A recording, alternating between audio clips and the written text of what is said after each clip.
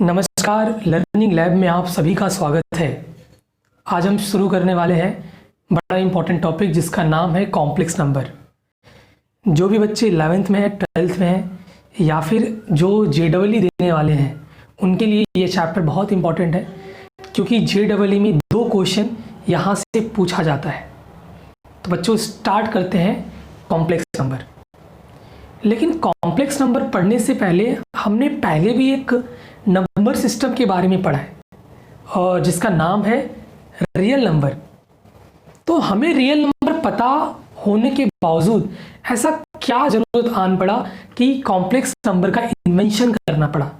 तो आज की वीडियो में हम यही डिस्कस करने वाले हैं कि क्यों कॉम्प्लेक्स नंबर की ज़रूरत पड़ी। लेकिन बच्चों, कॉम्प्लेक्स नंबर पढ़ने से पहले हम अभी पढ़ेंगे आपके नंबर सिस्टम यानी रियल नंबर के बारे में। तो जैसा आप देख सकते हैं कि पीछे हमने मस्त में एक रियल लाइन बनाई हुई है और इस पर कुछ नंबर हमने पुट किया है। तो आइए थोड़ा सा हम नंबर सिस्टम के बारे में रिवीजन करते हैं।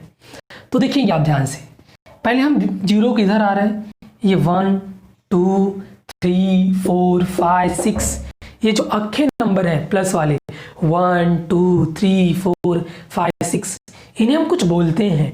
ओके, जिसको पता होगा प्लीज आप कमेंट सेक्शन में जाके जरूर बताइएगा कि नंबर को हम क्या बोलते हैं। लेकिन अभी इन्हें हम बोलते हैं बच्चों नेचुरल नंबर।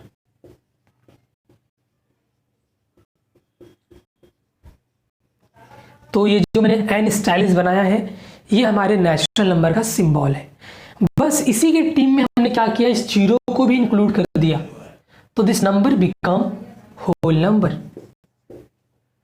अब हमें पता है स्टूडेंट कि जितना प्लस में होता है, अक्खा नंबर की बात कर रहा हूं, उतना माइनस में होता है। हमने इस सारे अक्खे नंबर का कलेक्शन किया तो दैट इज कॉल्ड इंटीजर्स। तो ये मैं सारे अक्खे नंबर कलेक्शन कर रहा हूं, तो दिस इज योर इंटीजर।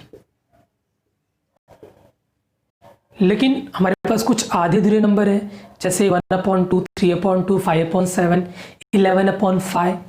तो ये जो आधे अधूरे नंबर है फिर ये क्या बोलते हैं। ओके, ये भी आपके नंबर लाइन पे जो बीच वाले गैप है ये वही सब नंबर हैं। तो जैसे मैं 1/2 ले लिया, 2/3 ले लिया, 5/7 ले लिया। तो ये जो मेरे नंबर P/Q फॉर्म में है in general, such that Q is not equal to 0, इसे आप नोट रखेंगे, इंपॉर्टेंट बात है। इस नंबर को हम बोलते हैं that is called a rational number और इसे हम दिखाते हैं Q से।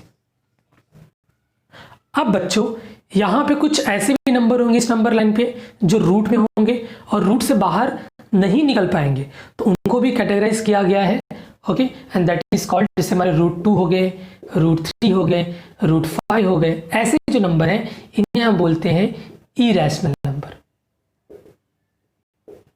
ओके, तो हमने पढ़ा natural number, whole number, integers, rational number और इरेशनल नंबर।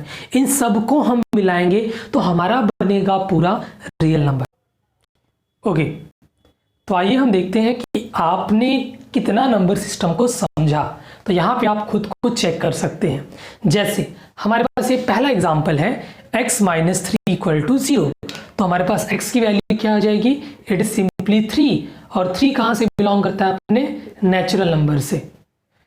कोई बोल सकता है सर ये होल नंबर भी हो सकता है, ये इंटीजर भी बोल सकते हैं, इनफैक्ट इसे हम रियल नंबर भी बोल सकते हैं। जी, सारे आंसर करेक्ट है। कोई अगर हमसे पूछे कि आप किसके घर के हैं, तो मैं अपनी मम्मी का नाम, पापा का नाम, दादा का नाम, किसी का बता सकता हूँ। कोई गलत रिप्लाई नहीं होगा या फिर कोई गलत आंसर नहीं होगा, but we are try to say the exact one because mathematics is always exact. तो this is your natural number. इधर आते हैं, x + 3 = 0 है, तो x = what, -3। और -3 कहाँ से बिलोंग करेगा, आपके इंटीजर से। यहाँ आते हैं, 2x - 3 = 0, -3 उधर गया, 2 नीचे आया, तो x is nothing but your 3/2। और ये P/Q वाला नंबर है, तो इसे हम बताएंगे this is your rational number. बगल में हम आते बच्चों, x² - 3 है, then x² = 3 we can write, और x = ±√3। और इसे हम क्या बोलेंगे, this is called a irrational number, और इसे हम रिप्रेजेंट करते हैं r - q से। जब मैथमेटिशियन इन सारे लीनियर इक्वेशंस का या फिर क्वाड्रेटिक इक्वेशन का सॉल्यूशन फाइंड आउट कर रहे थे, तो उनकी गाड़ी एक जगह आके अटक गई इसे देखकर। जैसे कि ये मैं 1 को उधर ले गया तो -1, तो x मुझे क्या मिल गया, रूट के अंदर -1। तो उन्होंने देखा कि ये रूट के अंदर -1 वाला जो नंबर है ये एग्जिस्ट ही नहीं करता रियल लाइन पे, तो ये कहाँ एग्जिस्ट करता है। तो उन्होंने यहाँ पे इसे जस्ट बोल दिया कि this is their imaginary number, तो इसे नाम दिया गया इमेजिनरी नंबर। थोड़ा शॉर्ट फॉर्म में मैं लिख रहा हूँ बच्चों, इमेजिनरी नंबर, और इसे नाम दे दिया गया आई फॉर इमेजिनरी, और आई की वैल्यू होती है √(-1), दैट मीन्स आई स्क्वायर आपका क्या हो जाएगा, -1। अब यहां तक की स्टोरी में हमने देख लिया 2 टाइप के नंबर, एक रियल नंबर और इमेजिनरी नंबर। अब हम इस सिचुएशन में हैं कि हम कॉम्प्लेक्स नंबर को पिक्चर में ला सकते हैं। ओके बच्चों, ये वीडियो आप अंत तक जरूर देखें, क्योंकि अंत में मैं आपसे एक बड़ा ही इंपॉर्टेंट और जीनियस क्वेश्चन पूछने वाला हूं। तो देखिए, अब तक हमारे पास 2 टाइप के नंबर सिस्टम हो गए, एक रियल और दूसरा आपका इमेजिनरी। अभी हमने क्या किया स्टूडेंट, हमने इन दोनों नंबर को मिला दिया, तो मुझे क्या मिल गया, मुझे मिल गया कॉम्प्लेक्स नंबर।